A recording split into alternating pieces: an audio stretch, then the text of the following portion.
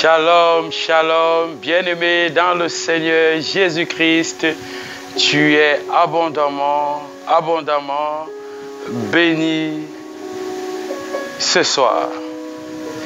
Bienvenue dans le cadre de notre programme intitulé « Les prières victorieuses ».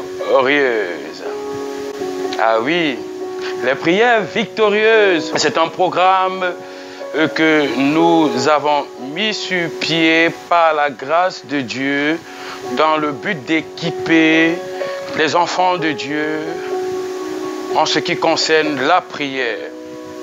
La prière, c'est un domaine très vaste et que nous pouvons enseigner toute une année dans une église et nous n'allons jamais arrêter de le faire. Et je veux même dire que lorsque on regarde entièrement la Bible, chaque fois que l'homme s'est adressé à Dieu, c'était par une prière. Bien-aimés, nous sommes rendus compte que les enfants de Dieu vivent beaucoup de frustration. Après des temps de prophétie ne sont pas exaucés et parfois désertent des églises à cause de ce fait. Il y en a qui persévèrent et qui me disent « Pasteur, ça fait 10 ans que je prie pour un tel sujet et il m'a été rapporté plusieurs fois que tu as été exaucé par le Seigneur, mais je n'ai jamais vu l'exaucement de ce que je demandais à Dieu. » Et ainsi, beaucoup sont entrés dans la tiédeur. Beaucoup ont arrêté de prier, tant bien même qu'ils sont dans les églises, parce qu'ils ne sont pas exaucés après les temps de prière. C'est donc quoi la prière? Pourquoi donc beaucoup d'enfants de Dieu, jusqu'à aujourd'hui, sont victimes du manque d'exaucement à la prière? Alors, notre programme intitulé « Les prières victorieuses » vient aujourd'hui dans le but de répondre à toutes ces questions et toutes ces inquiétudes. Je prierai le Seigneur que par la grâce de Dieu, à cause de ta fidélité à écouter notre programme, que tu sois béni et que tes prières soient tout le temps exaucées. Avant d'entrer dans le premier enseignement ce soir, j'ai envie de te dire que nous devons d'abord remettre le programme entre les mains de l'Éternel. Père, tu es Dieu dans les cieux. Tu es infiniment grand, infiniment aimable, que tu nous permets chaque jour de découvrir par ta grâce les merveilles que tu as créé, que tu as fondé, que tu as établi et que tu nous as donné par ta volonté de posséder tout ce qui est dans la création. Parce que tu as créé l'homme dans le but et dans l'objectif de gérer tout ce qui est établi dans la création. Mais l'homme a manqué à son devoir depuis le jardin d'Éden. Mais tu es venu restaurer l'état premier de l'homme par ton Fils Jésus-Christ qui est mort à la croix pour nous racheter de la mort à la vie. Je viens, Seigneur Dieu de gloire, te confier ce programme, que ce programme aille jusqu'aux extrémités de la terre et que les hommes soient bénis et que les enfants soient bénis. Également, Seigneur Dieu de gloire, les couples soient bénis. Je te dis merci, Seigneur. Bénis ceux qui écouteront ce programme et que ta grâce surabonde dans leur vie. Nous ne détenons pas le monopole de la connaissance, mais nous venons apporter un plus à ce que tes serviteurs ont déjà fait auparavant. Et nous prions, Seigneur Dieu de gloire, que ceux qui ouvrent leurs oreilles n'ouvrent pas dans le but de nous insulter, de nous gueuler, mais qu'ils ouvrent dans le but d'être bénis. Tu es béni, Jésus, que cette émission soit également bénie Dans le nom puissant de Jésus-Christ de Nazareth. Amen. Amen. Tu es béni, bien-aimé. Tu es béni. Alléluia. Alors, comme je disais tantôt, les prières victorieuses viennent répondre à beaucoup de questions. Et je disais que le programme de la prière est tellement vaste que nous allons par la grâce de Dieu toucher petit à petit et avec beaucoup de sagesse pour que tu puisses par la grâce de Dieu ressortir avec quelque chose. Tout d'abord ce soir, nous allons entrer dans les définitions et tu vas comprendre c'est quoi la prière d'après les hommes, c'est quoi la prière d'après Dieu et pourquoi nous devons prier. D'après le dictionnaire Larousse, la prière est un rituel par lequel on s'adresse à une divinité ou à ses intercesseurs. Ça, c'est le dictionnaire Larousse qui définit la prière de cette façon. S'adresser à une divinité ou à ses intercesseurs. Mais dans le cadre du fait qu'on peut parler à ses intercesseurs, je veux te dire ce soir qu'il n'y a pas un autre nom sous la terre, ni dans la terre, ni sur la terre, qui a été donné aux hommes à part le nom de Jésus-Christ. C'est lui seul et qui est le seul médiateur entre Dieu et les hommes. Car la Bible dit que Jésus-Christ intercède pour nous auprès du Père. Alléluia. Donc, je vais te dire ce soir que toute autre prière d'après ce que le dictionnaire Larousse est en train de dire, que tu pourras, alors que tu pourrais adresser à une autre personne, ne sera pas considérée par le ciel comme une prière. La seule prière qui est considérée par le ciel comme une prière, c'est la prière adressée à notre Seigneur Jésus-Christ qui, lui, à son tour, transmet au Père qui nous donnera l'exaucement. Bien-aimés dans le Seigneur, il dit encore, dans le dictionnaire Larousse, ils disent encore, je vais dire autant pour moi, ensemble des formules en général codifiées par lesquelles on s'adresse à Dieu. Ça, c'est selon les hommes. Et si tu vois aujourd'hui que le dictionnaire Larousse a essayé de définir de sa manière la prière, c'est simplement parce que le dictionnaire Larousse s'est approché des religions afin d'avoir une connaissance de c'est quoi la prière. Je vais te dire quelque chose ce soir. Le Seigneur Jésus-Christ a donné un modèle de prière aux disciples. Pourquoi le Seigneur va donner un modèle de prière aux disciples?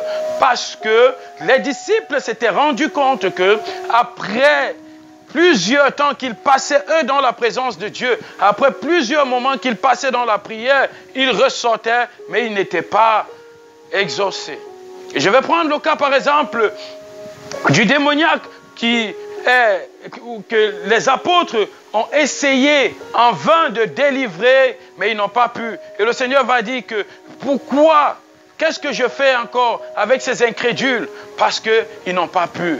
Et quelque temps après, les apôtres vont se rendre compte que Jésus-Christ, dès qu'il est arrivé, il a été directement exaucé et le démon s'en est allé.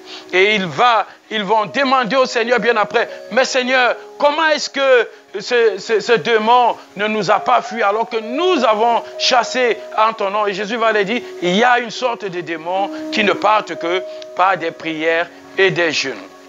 Revenons sur le fait, ce n'est pas de ça que je veux parler ce soir, c'était juste un exemple pour qu'on entre réellement dans notre enseignement ce soir.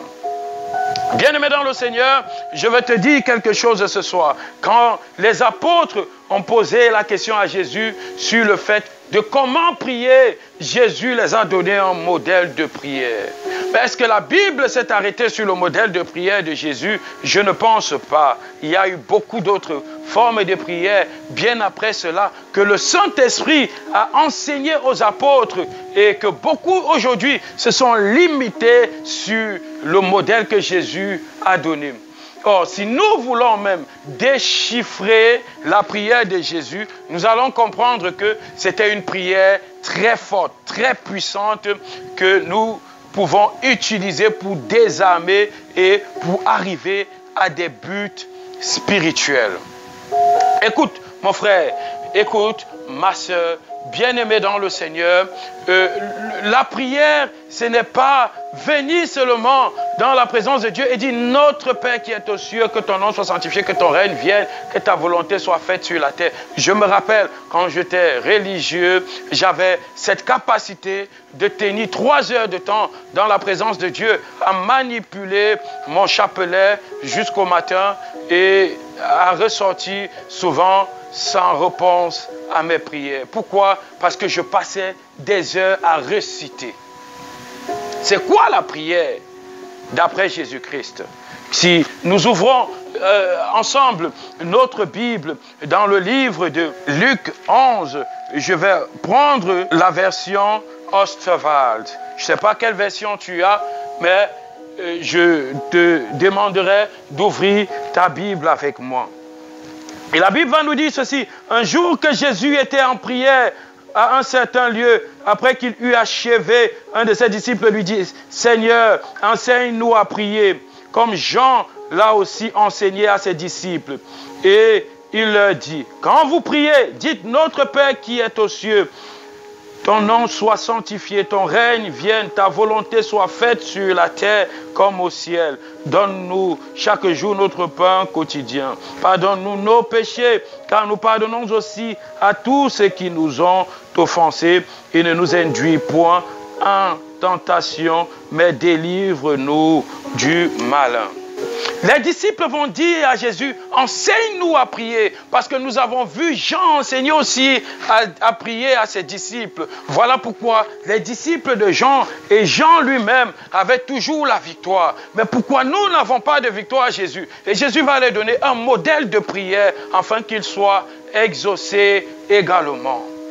Je ne veux pas aujourd'hui entrer dans cette prière pour te montrer les bénéfices du Notre Père. Nous allons aller crescendo. Que Dieu te bénisse. Amen. Est-ce que tu es ensemble avec moi? Si tu es ensemble avec moi, il faut sourire. Que Dieu te bénisse.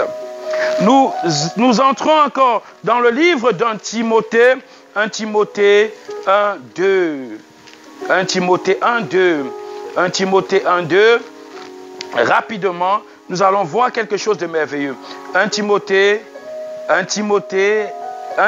2, je veux dire, autant pour moi, je m'excuse. 1 Timothée 2, 1 Timothée chapitre 2, à partir du premier verset. Nous allons lire un autre modèle de prière que lui, l'apôtre Paul, a décidé de transmettre à son fils Timothée, qui n'est pas semblable à celui de Jésus. Non pas que Paul rejetait la façon de Jésus de prier, mais Paul donnait aussi une forme, une qualité. C'est tout simplement pour te dire qu'il y a beaucoup de qualités en ce qui concerne la prière.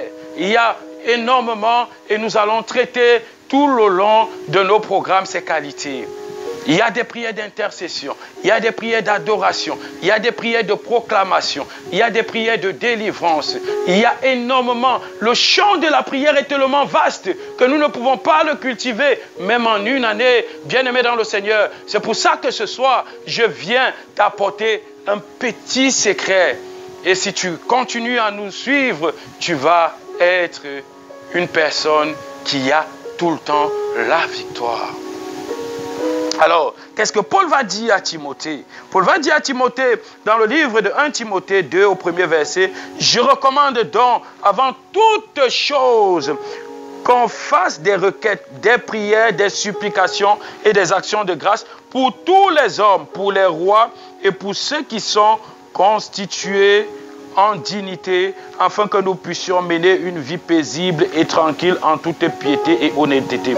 Car cela est bon, agréable aux yeux de Dieu notre Sauveur, qui veut que tous les hommes soient sauvés et qu'ils parviennent à la connaissance de la vérité. Car il y a un seul Dieu et un seul Seigneur, et un seul médiateur. Je reviens sur ces faits. Il y a un seul Dieu et un seul médiateur. Et qui est le médiateur entre Dieu et les hommes? C'est Jésus-Christ, homme. Je ne viens pas combattre une religion. Je ne viens pas combattre une manière de prier. Et je viens t'enseigner la prière de par la parole de Dieu. Restons dans ce cadre pour ne pas entrer dans des conflits religieux. Tu es béni. Je t'invite à continuer ce programme avec moi. Paul donnait cette qualité de prière d'intercession à son fils Timothée. Non pas que Paul a rejeté la manière de Jésus-Christ, mais c'était une autre forme. Il y en a multiples formes que nous allons traiter. Mais le but n'est pas de traiter. Le but est de traiter, de ressortir avec la victoire dans nos prières. Tu es béni. Je prie pour toi ce soir que le Seigneur te donne la capacité et la connaissance de saisir le fait de comment prier avec notre programme. Père, je bénis tes enfants qui ont écouté cette première partie de notre programme. Je dirais que Seigneur Dieu de gloire, qu'il soit béni et que la gloire et la grâce te reviennent au nom puissant de Jésus-Christ. Amen. Shalom.